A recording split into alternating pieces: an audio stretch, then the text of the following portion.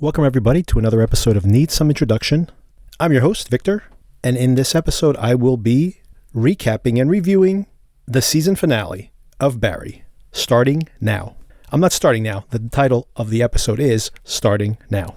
Later in the week, this is a Father's Day weekend, so I'm not sure if I can get that boys recap out. I will try to.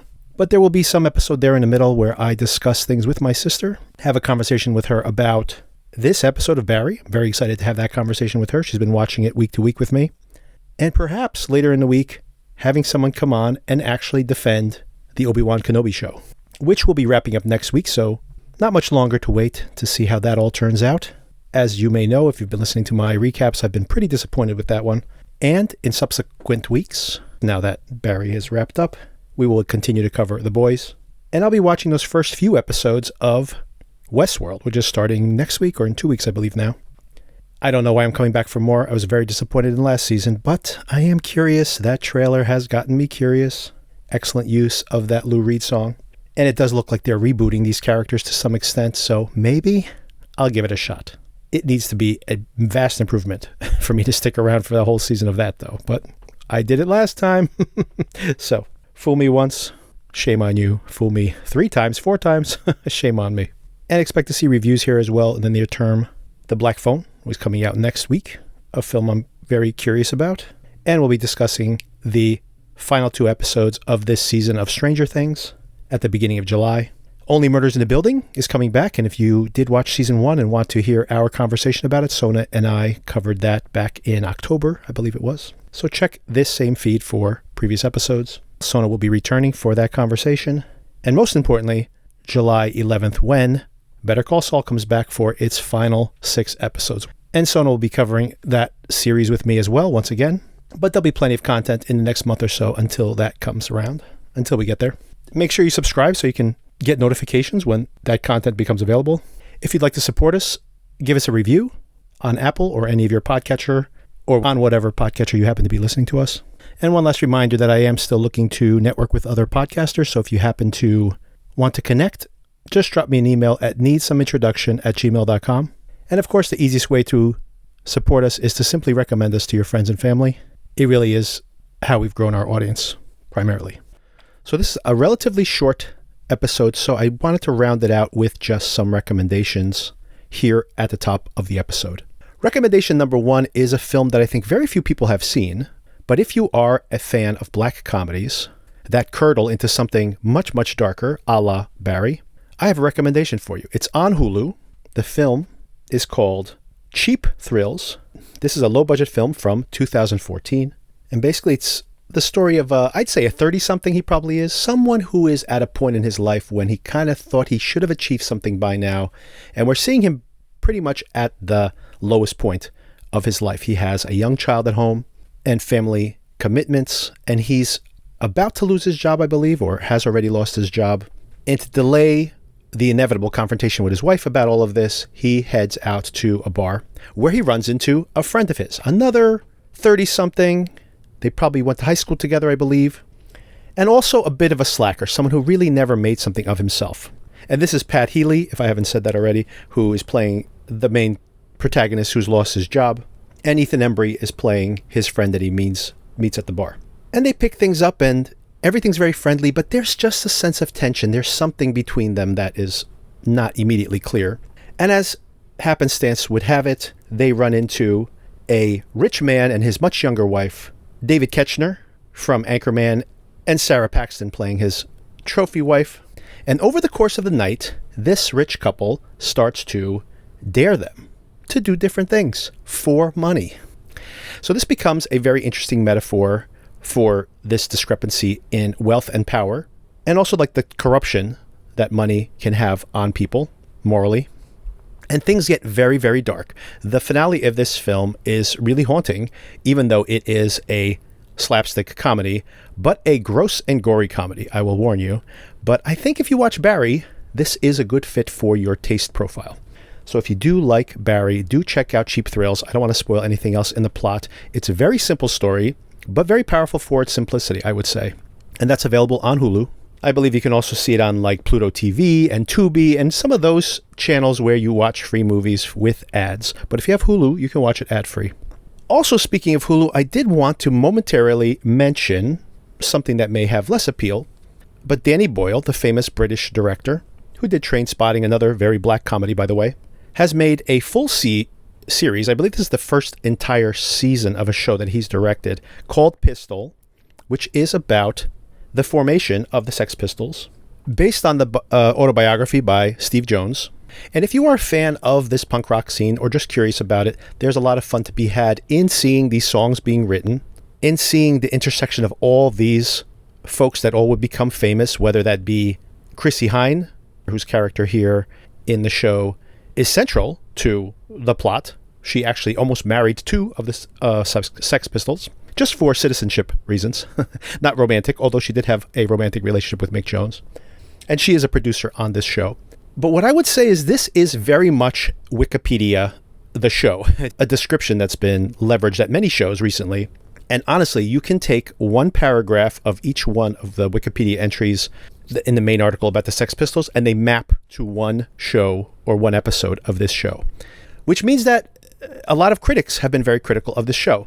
I'll defend it, and I don't think it's a very good show, by the way, but I binged the whole thing, and I am a fan of this music. So even though this is a little bit of fan fiction about the formation of the band, it is still interesting in the truths that it has within it, and that it allows you, if you're curious about this time in history, this late 70s punk rock phase of British culture, it does, at a very cursory level, give you that historical context. The performances are all good, but it is also very flashy, very stylish. Many people have criticized this for making the punk rock scene look a little too clean and neat and stylized. But I'll make two defenses of it. First of all, I would say that even though in retrospect, when you see those performances and you see what happened in those bars, it looks grungy and dirty and ugly to our modern eyes, I would bet if you were one of these 15-year-olds that are forming your own band, this was glamorous to you. So in their perspective, this was a glamorous time.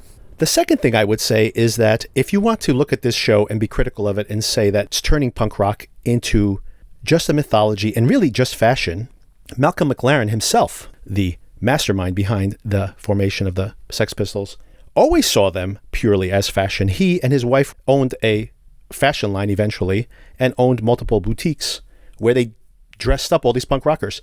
Their goal was to sell their merchandise. So it's not ironic that now this revolutionary music is the background music to Carnival Cruise Lines commercials. I think it always was the case. And even if it's completely unintentional, this series drives that point home. In the end, every revolution will be co-opted and turned into more marketing. So like I mentioned, your mileage may vary, but if you are curious about the punk rock scene of the late 70s in the UK, I would recommend this.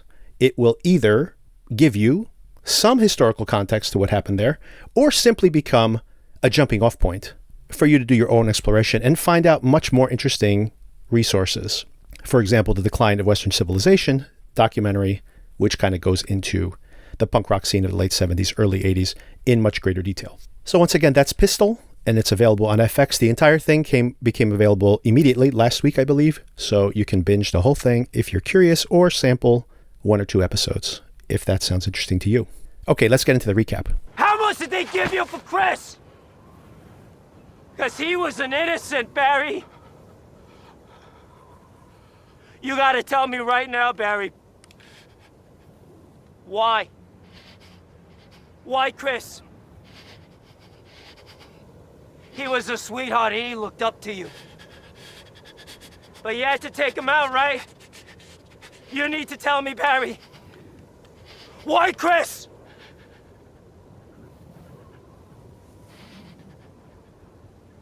Tell me, Barry. Tell me. Tell me right now. Don't just fucking sit there, you fucking tell me. With all of that out of the way, here we are at the finale of Season 3 of Barry. Starting Now is the name of the episode. And at this moment, when I realized what the title was, I thought we were going to have a very dark finale, similar to the finale of Season 1, when Barry speaks that starting now line. For those who don't remember, that is right after he's killed Detective Moss. We open Barry's on the beach, the same mind space he's been in since last episode, after he was nearly killed, drugged and nearly killed. And right before he awakens, he turns and he sees that Sally and Jean are now on the beach with him as well. This is obviously foreboding. Everybody else on that beach is someone that Barry has killed. So it's a warning that Barry's sending to himself that they are at risk. He starts awake and he's recovered pretty well. He pulls out his IVs and he's out the door, up and about quickly. I don't know if he can recover that quickly. I guess if they know what you're poisoned with and they give you the antidote, you can probably recover pretty quickly. But this does seem very, very quick. He heads back to his apartment and he sees a note from Nick and Jermaine. They're heading to Tijuana to try out their act. I'm not sure what that means. Whatever they were rehearsing recently did not seem ready for presentation. Not even in Tijuana. Barry senses that somebody's in the house and he grabs a knife and he's ready to take action when he opens the door and realizes it's just Sally. And as I predicted last week, Sally's there because she's been thinking, just to speak to what my sister was talking about, Celia was talking about last week, about how Sally's really not a good person. And to that exact point, she is here telling Barry, you know how you freaked me out when you told me all those ways of torturing people? Well, I've been thinking about that, and I don't want you to do it to that producer at Banshee. I want you to do it to Natalie. I like that when Barry arrives, by the way, with the knife in hand. This is not terrifying to Sally. She's okay with it. She seems to just kind of brush it off. Then we go to Gene having brunch at, I don't know if this is his home, the house that he rented with his son, or if it's this investor's home. It looks pretty nice. But they're once again suggesting that they are so excited about this masterclass. They've gone back to that original idea they had of multicasting this to theaters. So it would be theater, but it would be live as well. It would be the movie theater experience, but the theater experience at the same time. These things actually exist, by the way. Like I see every once in a while, you probably have as well if you go to movie theaters. They'll have, like the Metropolitan will have some kind of multicast where you can watch in IMAX a presentation of ballet or some kind of play. I'm not sure if this masterclass or whatever they have planned for Gene warrants that kind of presentation, but Gene says that he'll do it, but only if they produce Annie's play. And the agent and producer are very curious, like, oh, you wrote a play? Turns out this play is called Chromefuck Number 9, an experimental play from the 70s. Not sure this is what they want to put on, but they seem to be very, it's very Hollywood. A lot of satire here about Hollywood. And they seem to kind of go with the flow. They're like, okay, sounds interesting. But this whole conversation gets interrupted. We don't see what the final outcome of that is because the phone starts to ring. Gene's phone starts to ring. And it's Jim Moss. Jim tells him, you need to come over now. It takes 17 minutes to get from your house to my house. And that's with traffic. Meanwhile, we see Fuchs. He's being interrogated by the other detective, the female detective. Much brighter than her boss, than Krause. And she's trying to figure out what did Fuchs say to Albert that sent him off because they can't even get in touch with him currently. She mentions to Fuchs that they found his tooth at Gorin's murder scene. This is where, if you remember, Fuchs was kidnapped and tortured by Gorin, and he lost a tooth in that process.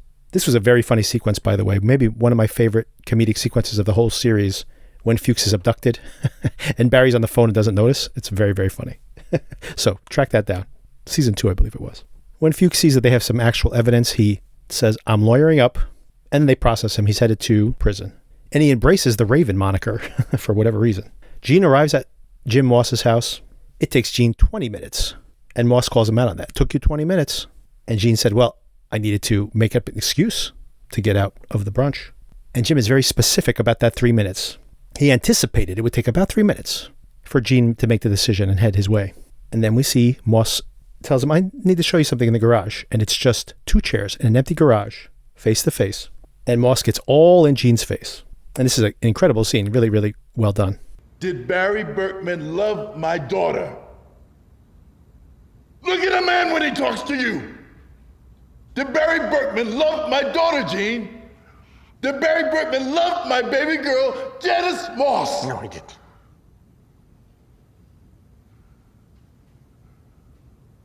Why are you protecting Barry Berkman? Why are you protecting Barry Berkman? I'm not protecting Barry. Did you love my daughter? Why are you protecting Barry Berkman?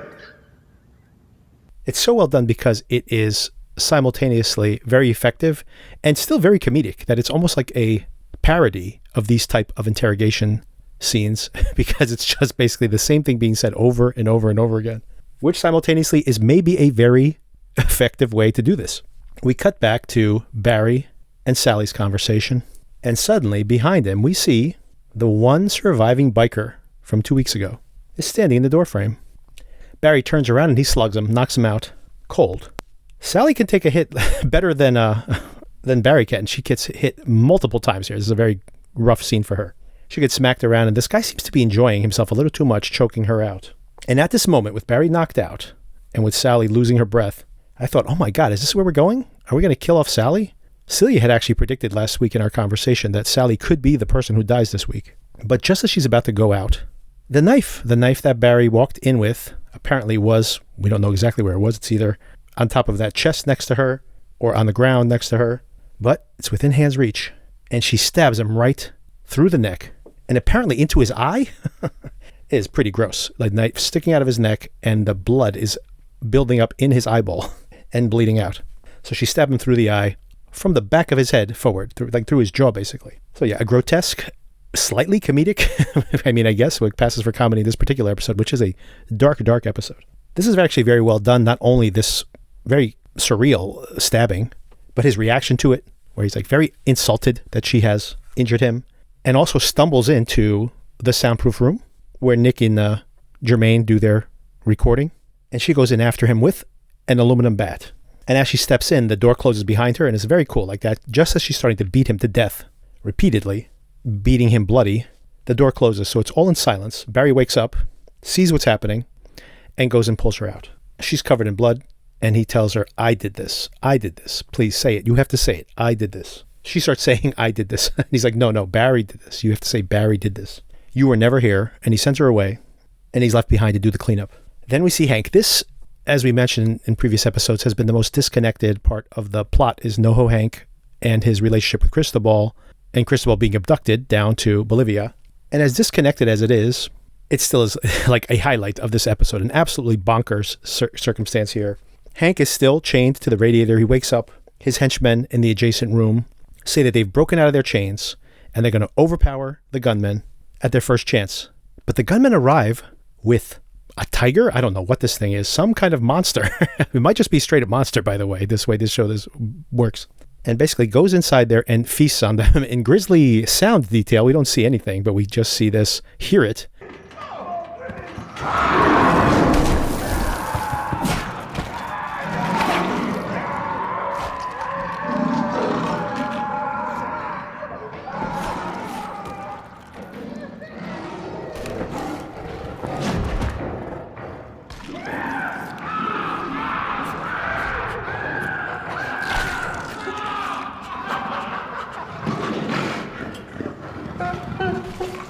And this thing is so enormous that it's literally starting to punch a hole through the wall. The threat of this thing coming for him next finally lights a fire under Hank, who breaks out of his chains, and just as one of the gunmen walks into his cell, overpowers him, takes the gun, and starts machine gunning through the wall, which kills this creature, whatever it was. We never see it. And then he heads upstairs to Cristobal's mansion, and he sees a painting on the wall. He sees, in full detail that Cristobal has his family. And we keep seeing the lights flickering on and off. And someone at the end of the hallway is dancing. And this whole bizarre circumstance keeps unraveling. There's a male stripper here dancing for Cristobal's pleasure, supposedly, or pain in this particular case. And Elena is electrocuting him and speaking to him in Spanish, telling him, is that what you like? And this extreme form of aversion therapy that she has come up with. Eventually, the stripper has to jump behind the piano and start playing piano. He plays piano as well. This guy's very talented. I'm not sure what this Craigslist ad looked like, but she really found herself a catch here. And then once again in Spanish, she is telling him, don't you like me? Look at my lips, look at my body. And they don't notice that Hank is there. Hank kills them both, the stripper and Elena both. And then walks up to Cristobal and embraces him. And Cristobal is maybe a vegetable at this point, I'm not sure. But he does seem to soften in Hank's arms. But then there's this look. I'm not sure what it means. I'm not sure what they're planting a seed here for. But there's a look on Hank's face there in the last minutes. Is he dealing with the betrayal of Cristobal? Is he dealing with what are the consequences going to be of all these actions? I'm not sure what he's thinking about, but something's on his mind there. And now we're near the end of the episode. Barry's disposing of this body. It's the sneak preview we saw last week of, well, who's getting buried in that grave under that tree? Barry's preferred place to dispose of these bodies. It turns out it was the biker, and that Barry's burying him, but who has followed him to this very location? It's Albert. Somewhat conveniently, Albert allows Barry to escape, and he says this shit has to stop starting now. Barry, listen to me. Calm down.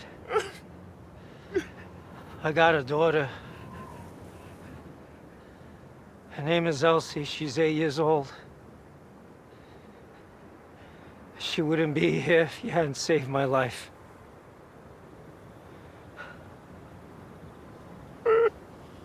I know evil, Barry. And you're not evil. But this has to stop. All of it's got to stop. You hear me? Just starting now.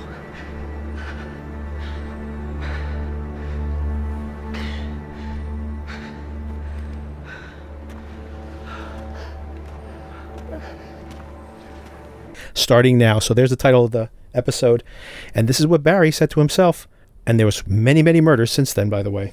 And although this is kind of convenient, this is still a pretty powerful scene. Bill Hader's performance here, the patheticness here, he's at the end of his rope.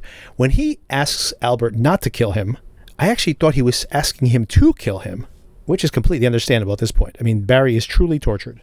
Next we see Barry. He is ready to hit the road, and he's talking to Sally. He's telling her, I need to run, and he's going to take her with him.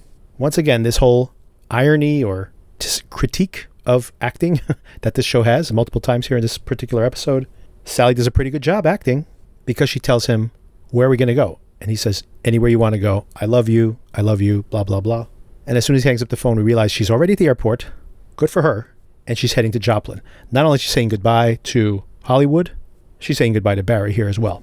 And this is all for the best. I mean, this has gotten very ugly, and they're probably terrible for each other when you consider the dark road she was about to head down. Barry gets another phone call. This one from Jim Moss. And he says, I just had a very interesting conversation with Gene, and I need you to come to my house. And then he calls Gene. Gene says, you don't understand. This guy knows everything. He got inside my head. There's nothing I can do. He's going to take away everything I've been trying to build now. There's only one thing I can do. And Barry races to Jim Moss's house. Now, at this moment, I actually thought, this is Gene acting. I don't believe the whole, you're going to take away my whole career. I mean, they could set that up. You know, that would be the old Gene, but I really wasn't buying it. And once again, I just felt thematically that this show is making this critique about acting. How you really can't trust an actor. Very self-reflectively critical, considering that these people are all creatives. You have a fucking gun? You have a fucking gun? What the fuck is this? What is wrong with you? He lives right there. You're in front of his fucking house. Are you nuts? I don't know what else to do. Well, you gonna go in there and shoot him? You don't know what this man is capable of. Barry, he's gonna ruin me. He's gonna destroy everything I worked for. Get the fuck out of here. I'm gonna go talk to him. You get the fuck out of here. You can't talk to him. That man only wants revenge. You cannot talk to him. He's crazy. He knows everything, Barry. He knows you killed Janice. I'm so sorry. Just, let's get in the car and go. And oh man, Gene is doing a great job acting here. The acting job of his life here. And Barry sneaks into Jim's house. Jim's watching a football game, and he's fixing himself a drink. And Barry is sneaking up behind him. And just as he approaches, and I was thinking we were still going to get that face-to-face confrontation between Jim and Barry. And I was pretty certain that Gene's gun was not loaded, and this was all a setup. But I still thought it was a vengeance ploy by Jim. But nope, Jim's not that kind of guy. Jim is smart. Jim doesn't leave anything to chance. And as Barry races up behind him to put a bullet in his head, proving that he definitely is not ready, starting now, to turn over a new leaf, we hear voices. Put the gun down. Barry put the gun down. And then the SWAT team, a full SWAT team, at least 10 members, probably more. They emerge from the patio. They emerge from inside the house. They're everywhere. And Barry is caught dead to rights. There is absolutely no way out of this. we don't have to talk about Detective Moss's death. He just tried to kill Jim Moss in full view of an entire police force. And Barry's going to jail. There is no doubt about it that Barry is going to jail for season 4. And we see, as the cops clear, they're putting the handcuffs on him, we see Gene looking at him, that dead-eyed stare that we saw at the very beginning of the season, when he was planning to kill Barry himself. And Gene gets his revenge here finally. He needed Jim to get his head straight once again, but he did it. Drop it, Berkman! Drop the gun! Drop the fucking gun! Get him! Grab him!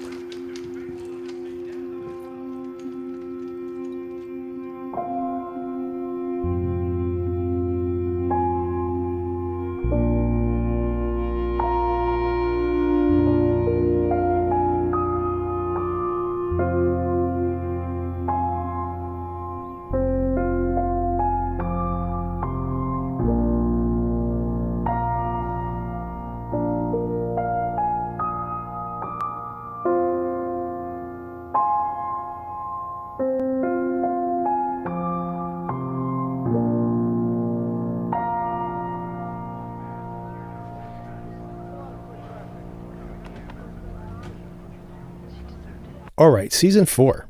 What do I predict here? I could not have seen at all that they were going to have Barry arrested for a season. Of all the crazy things I was talking about, that even there was an outside chance they would kill off Barry and have a season without him. Of all the outlandish possibilities, I did not think they were going to have him arrested. But now, in retrospect, it seems totally logical that that would be a possible outcome. So what would I guess for season 4? I'm sure they have not even started writing this season, although they might have a basic outline. 1, Barry and Fuchs together in prison? Wow. That could be very entertaining. Could they bust out together? That could be very entertaining. Barry going to court, having to be confronted by all of the people whose lives he's destroyed. Sally trying to work her way back into the industry, maybe doing a low-scale production of Joplin and working her way back. Natalie becoming a big shot in Hollywood would be fun to watch. And Gene, does Gene turn toxic again now that he's gotten this revenge? Does he have a chip on his shoulder? Or does Barry getting arrested suddenly make him an even bigger celebrity? Remember, he rose to fame on the back of that story of him rescuing Barry. And now he's the one who takes Barry down. But does this all go to his head? And does he become the same toxic person he was before? And of course, Hank and Cristobal. How does that work out? Can they have a normal life now with everybody around them dead? So those are all left to be answered in the following season, season 4. And hopefully we get that with much faster than we got between season 2 and season 3, which was a whole 3 years. Was this 3 years? 3.5 years, maybe? So hopefully we get this one next year. We don't have to wait 2 or 3 more years. Okay, just a couple things I want to call out here before we wrap up. First is this last shot of the episode when Gene and Jim are outside of the house. And there's just kind of this whole sequence at the end, very interestingly done. No dialogue at all, other than the yelling of the cops as they arrest Barry. But none of the main players speak any words at all. And as the cops leave, we see Gene and Jim look across this picture window in front of the house and just acknowledge that this is over, or this chapter of it anyway. Once again, this episode directed by Bill Hader. Very impressive directing job this season, by the way. I believe he directed every single episode, or almost every single episode of this entire season, as well as writing it along with Alec Berg and the rest of their writing staff. And there's a 6-minute, I highly recommend this, by the way, a 6-minute featurette that is included with this episode that you can watch after the episode ends, where they discuss the season overall, and Henry Winkler and the teams say some very interesting things about the shape of the season overall. And I believe it's in this, or it may have been in a separate interview, where Winkler mentions that Jim does not want to go back inside that house. So that's interesting that we're seeing this moment between these two men. Henry Winkler does wave and leave, and Jim just stands there by himself. And also in the same framing is a picture of his daughter near the front window, which of course is the catalyst for all of this. So very interesting visual storytelling here. And once again, I do highly recommend that featurette. Another very interesting point in that featurette is the fact that Darcy Carden, who plays Natalie on the show, mentions the fact that some of this dialogue between the actors comes from their own conversations, the actors themselves, the actors of the show. And she says it's very funny, but it's very painful. And this kind of goes back to what Celia was saying on an earlier recap about the show, how some of these interactions between these actors are so fake and so surface and so inauthentic. And she's acknowledging the fact that it's kind of a very painful view on their own personalities. And she seems a little uncomfortable admitting that on screen. So just want to call that out because it is an interesting dovetail with something we've discussed here on the show before. But yeah, really fascinating season of TV. Very interested to see how they progress from this point on. Once again, check in later this week. I will be discussing this episode with my sister, with Celia. She'll be back on the show. And in the next episode, probably only have space for the boys recap with this conversation with Celia. But I will definitely have a more full review of the finale of Obi-Wan Kenobi next week. Of course, along with more coverage of the boys. So I hope you enjoyed the recap, and I'll talk to you soon.